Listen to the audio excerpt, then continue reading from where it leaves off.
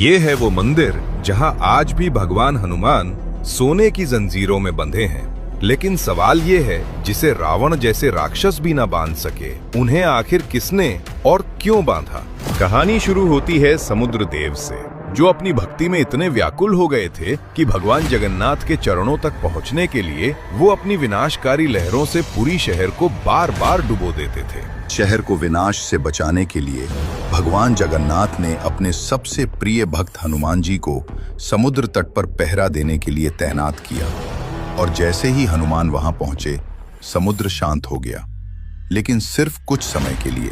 जब भी पुरी में कहीं भी राम भजन या कीर्तन होता, हनुमान जी अपना पहरा छोड़कर वहां पहुंच जाते और उनके जाते ही समुद्र फिर से उफान पर आ जाता। पूरी शहर पर संकट टूट पड़ता। तब भगवान जगन्नाथ ने वो किया जो कोई सोच भी नहीं सकता था। उन्होंने कहा, हे मारुति, तुम्हें कोई और नहीं रोक